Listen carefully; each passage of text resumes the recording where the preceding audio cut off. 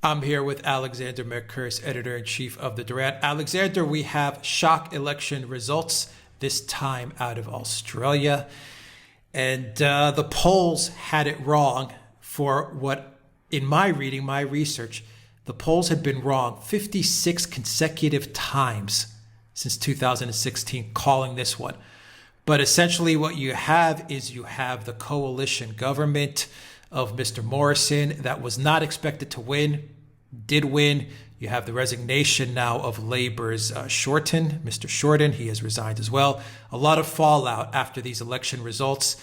Alexander, how did the polls get it so wrong, and what made the difference in these elections? Because this is a trend that we are seeing. We were talking about this before we did the video. This is a trend that we saw in the US.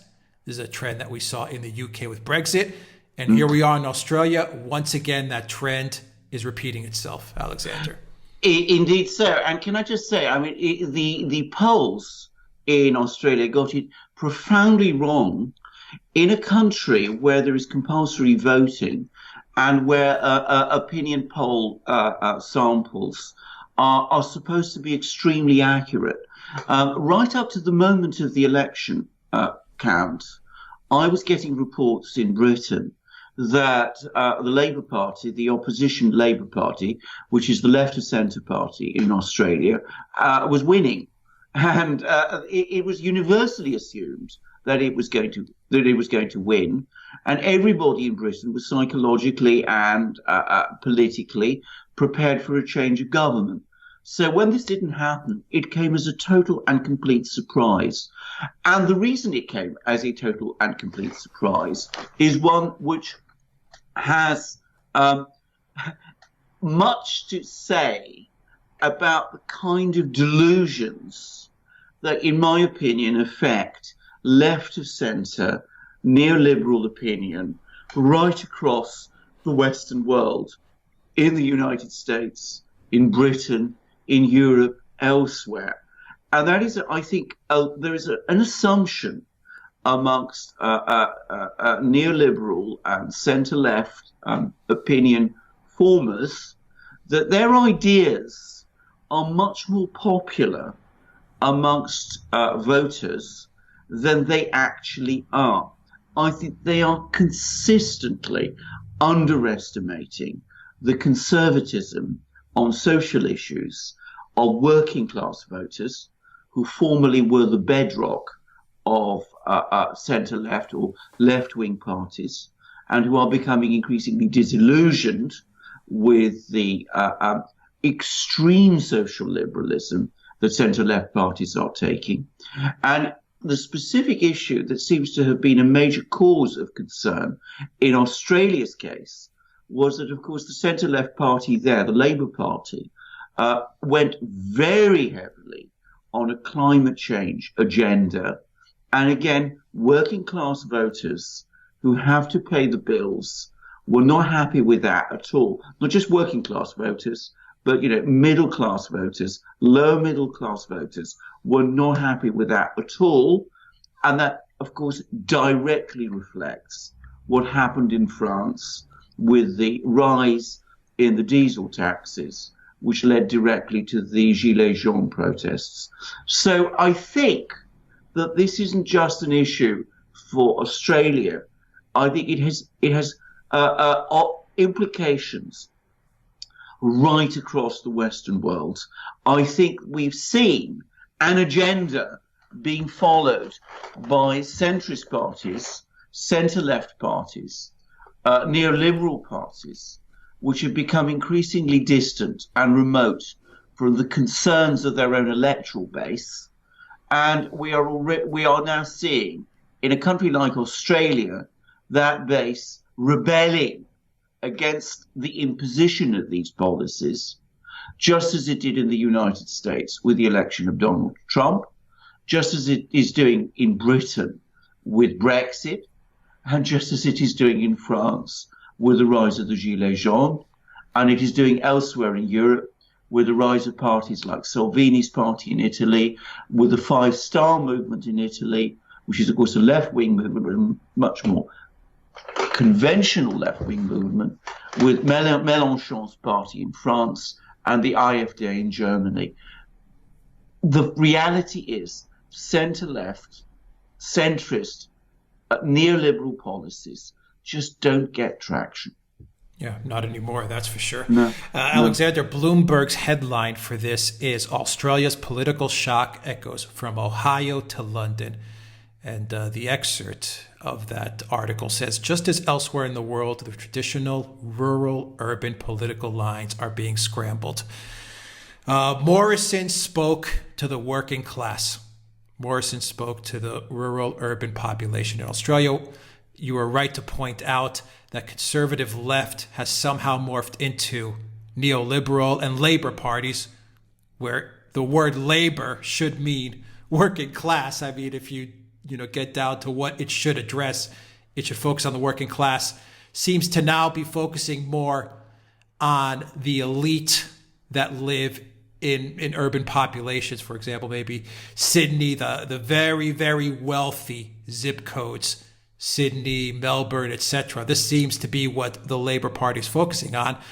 What does the Labour Party in Australia now have to do now that Shorten is out? They have to do a post-mortem.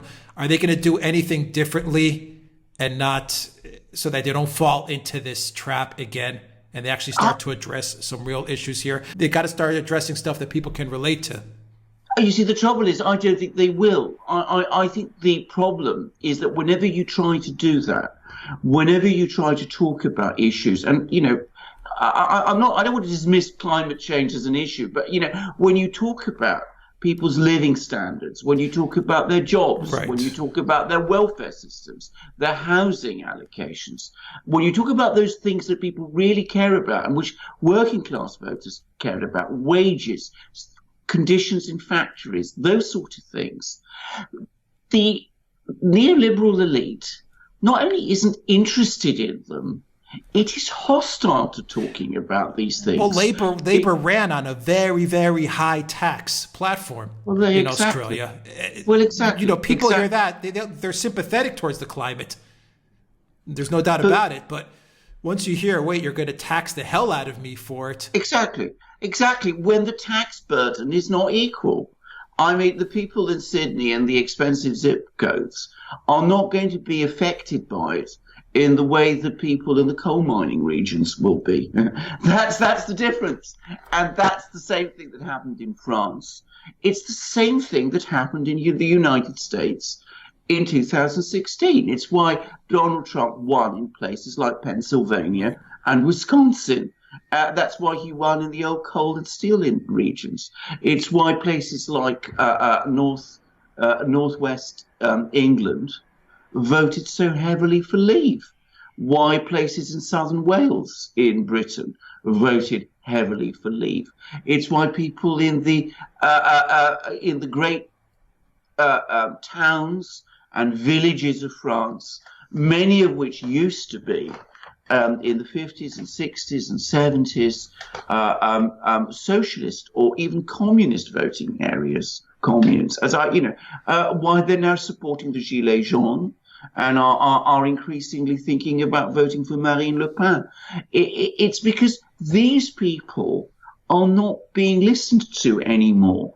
And whenever it's suggested that, the parties in the centrist neoliberal parties should listen to these people, they get called deplorables, as they were by Hillary Clinton. They get called xenophobes. There's talk about bigotry. There's talk about them being chavs, which is the equivalent word in Britain, not so widely known outside Britain, but you hear it used here. You get all this sort of contempt for these people who the Democrat Party, under Roosevelt, the Labour Party in Britain, the Labour Party in Australia, those were the people that these parties were supposed once upon a time to represent and stand up for. And there is huge resistance within those parties to changing this. And the good example for me here is what's happening first in the United States, where you see who are the Democrats now crystallizing around? well, is Joe Biden, who is Hillary Clinton Mark II in all essential respects. And where there's been an attempt to change that in Britain with Jeremy Corbyn, the entire parliamentary leadership of his party and the entire political machine of his party is working overtime to block him and to reverse him, and is trying to get him to agree to reverse Brexit, which is, of course, what working class voters in northeast England and Wales and all those places voted for. So, they're deaf to all of this, and instead of changing, they are doubling down. And I predict the same will happen in Australia. Why do the polls get it so wrong all of a sudden? Why are they getting it so wrong so consistently across so many different countries? And you mentioned that Australia, if there's one place that the polls should be spot on, it should be Australia. But the headlines across the board after the elections are shock results. Indeed so. And of course, the polls also got it wrong in the United States, where they all predicted Hillary Clinton would win. And they also got it wrong in Britain, where they all predicted. Yeah, but as you mentioned, Australia has the compulsory voting, though. So, I mean, they should be. Absolutely. There shouldn't be any surprises. I have come to the clear view for some time that many, many people in all these countries no longer trust the polling agencies, that they see people in the polling agencies as part of the same political establishment that they are rebelling against, and that they are no longer answering their questions straightforwardly. I think that is the only explanation for this phenomenon, because it is repeating itself in too many places. And as you correctly said, in Australia, sampling is such that it shouldn't happen there, and yet it did. So the Australian voters are sending a very clear message to their government.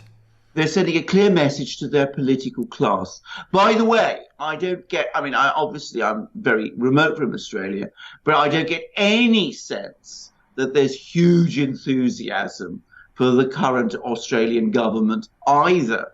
But people looked at the choice between the government that they have, which is mildly right-wing, and the government that they were offered, which was going to increase their taxes and prioritize climate change over their own material conditions. And they decided that they would stick with the devil they knew rather than risk more trouble with this other devil that was, coming forward.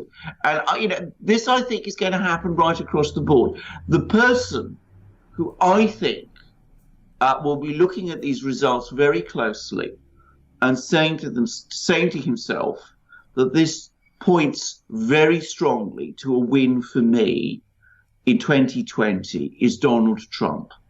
The people who need to look at these election results most closely are the Democrats in the United States, who are now, as I said, crazily closing ranks behind Joe Biden, and of course the neoliberal parties in Britain, who have become obsessed now with Remain and with trying to reverse Brexit. I don't think any of them will learn the lesson. Democrats. You said the right word. Democrats are becoming more crazy by the day. There's no doubt about that. Absolutely. And if Australia is one trend, you also have the Canadian elections in October, where once again, and the viewers from Canada may correct me if I'm wrong, but the polls that I saw show that Trudeau's party is leading in the polls slightly, but is leading. But the feedback that we got from users was that Canadians don't want to see Trudeau anywhere near the prime minister office ever again. So once again, you may be having that disconnect. And Australia was the same, Exactly. I would not be at all surprised. In fact, I think it is highly likely that come the election in Canada, we're going to get another supposed shock. I say supposed shock because really it shouldn't be a shock. You can only push people so far. And I think we're now got to the point where in election after election, in vote after vote, right across what used to be called the Western world, voters are pushing back. And they've just done that in Australia. Yeah, they're not buying the neoliberal elitist BS No, anymore. They're just not buying it. Exactly. That's exactly the point. Yeah. All right. Alexander Mercouris, editor-in-chief of the Duran. Thank you very much, guys. If you like this video, click on that subscribe button down below and click on the notifications bell to get notifications every time we push out a new video. Visit the Duran shop. Pick up a polo shirt, an embroidered polo shirt, like the one that Alexander is wearing, with our symbol there. It's really nice. It's the nice golden winged double eagle. Yeah. The double eagle, which is of course the looks east, looks west, and right. of course we also have it on our mugs, and you can see what a beautiful and solid thing this is. And believe me, drinking from it is a joy. All right, excellent. Guys, you can also donate to us on PayPal and Patreon. The links are in the description box down below.